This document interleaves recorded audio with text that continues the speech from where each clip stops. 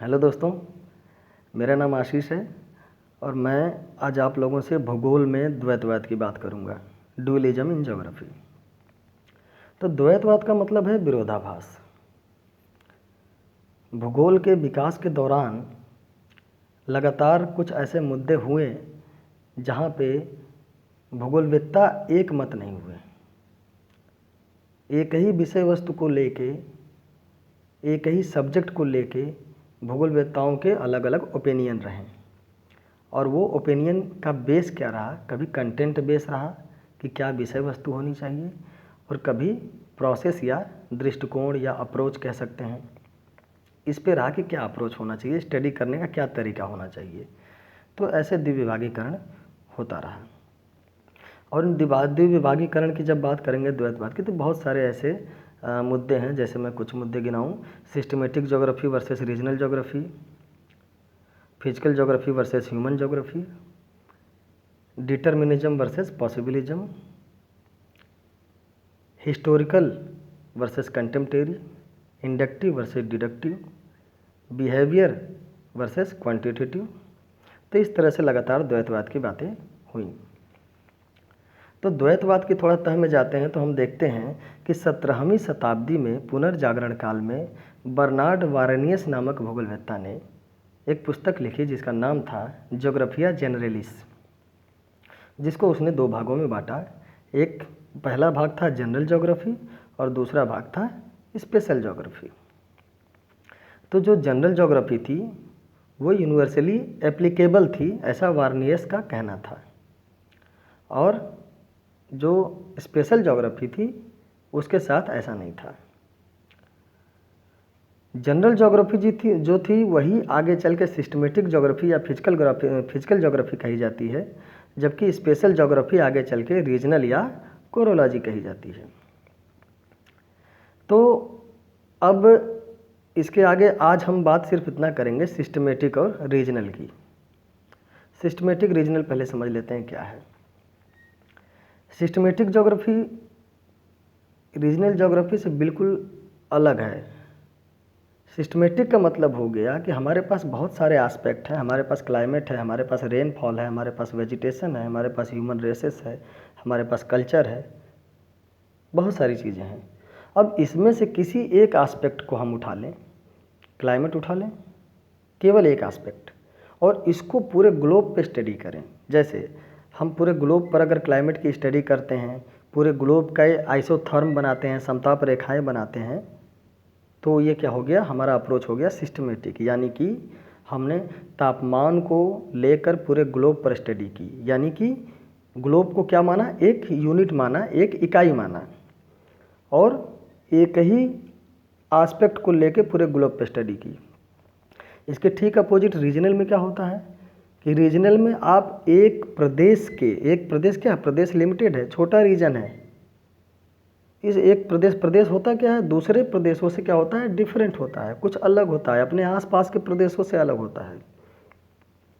उसको रीजन बोलते हैं, रीजनल बोलते हैं।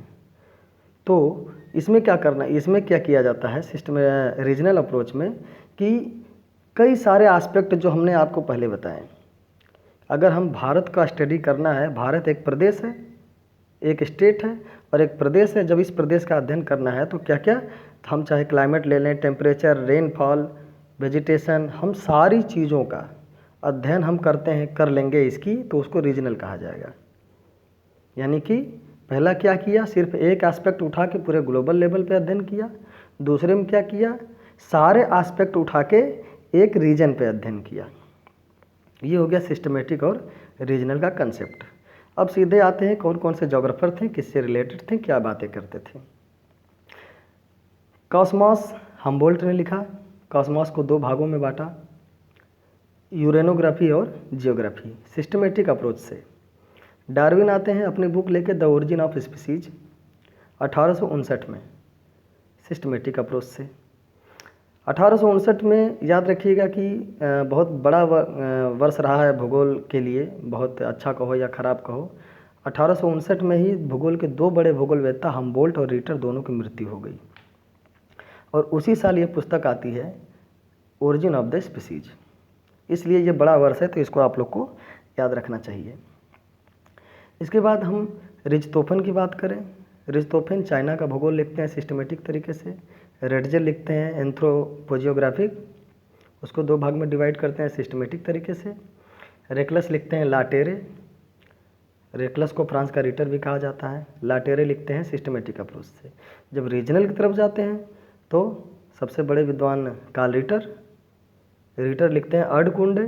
अर्धकुंड में वो लोकल कंडीशन और लोकल एरिया की बात करते हैं, वो भी रीजनल अप्रोच हुआ। उसके बाद आते हैं लाब्लास के पास। लाब्लास लिखते हैं पेज। पेज किसको संज्ञा देते हैं? जो छोटे प्रदेश होते हैं, जो मिनी जो प्रदेश होते हैं, उनको उन्होंने क्या कहा? मिनी रीजन को पेज कहा। ये जो बहस थी कि हमारा जो विषय वस्तु है, हमारी इसे क्या बोलते हैं, अप्रोच हमारी सिस्टमेटिक होनी चाहिए कि रीजनल होनी चाहिए। तो यही बहस जब आगे बढ़ती है तो आगे बढ़ते बढ़ते ये बहस एक्सेप्शनलिज्म का नाम बन जाता है, या एक्सेप्शनलिज्म या अपवादवाद को जन्म देती है, जिसमें बहुत ही उल्लेखनीय नाम है शेफर। अपवादवाद के जनक के रूप में शेफर को कहा जाता है और सिस्टमेटिक ज्योग्राफी की तरफ से। और दूसरी तरफ है रीजनल ज्योग्राफी में आपके हार्टसोन की पुस्तक आती है द नेचर ऑफ ज्योग्राफी, और उसमें वो एरियल डिफ्रेंशिएशन को बहुत अच्छी तरह से समझाते हैं और कहते उसमें बताते हैं कि हाँ, रीजनल ज्योग्राफी क्या है, वो बेस्ट तरीका है स्टडी करने का, सबसे अच्छा अप्रोच है।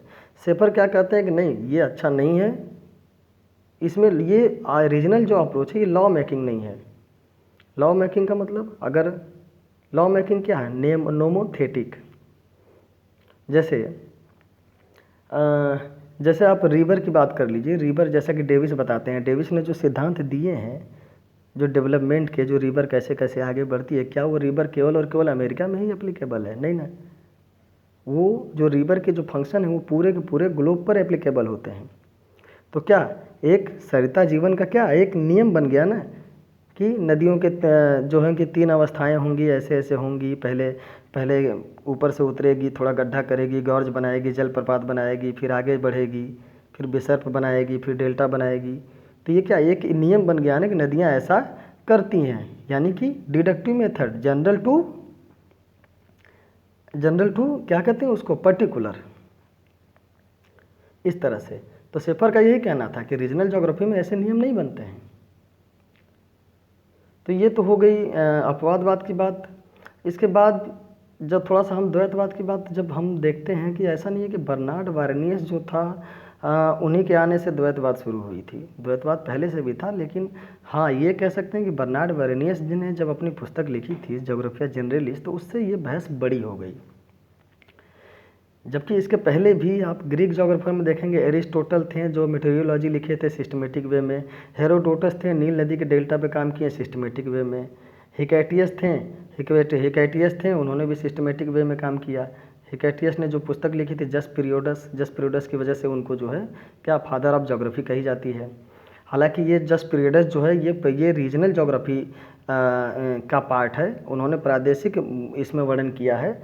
लेकिन दरअसल हिकैटियस को इसलिए सिस्टमेटिक में रखा गया है कि जो हिकैटियस का झुकाव जो था उस तरफ ज़्यादा था, उनके काम उधर ज़्यादा हैं सिस्टमेटिक के, और जबकि इधर के काम भले रीजनल काम किया था, इसकी वजह से उनको फादर ऑफ ज्योग्राफी कहा जाता है, लेकिन काम उनका ज़्यादा जो है वो उधर ही है सिस्टमेटिक की तरफ। तो ये हो गया। इसी तरह से दूसरी साइड में जब हम रीजनल की तरफ देखते हैं तो रीजनल में क्या है, रीजनल में हम देख लेते हैं स्ट्रैबो को देख लेते हैं, इंसाइक्लोपीडिया लिखे थे 17 खंड में, उसको बांटे थे रीजनल अप्रोच से। उसके बाद टैलेमी को देख लेते हैं। टैलेमी मैप के बारे में बहुत सारा उन्होंने जो क्या बोलते हैं गाइड टू ज्योग्राफी जो उन्होंने जो लिखी थी उसको 8 खंडों में बांटा, उसमें अलग अलग खंड में अलग अलग चीज़ें लिखी, किसी में मैपिंग लिखी, किसी में प्रोजेक्शन बनाया, इस तरह से काफ़ी चीज़ें उसने डिस्कस किया। तो ये हो गया।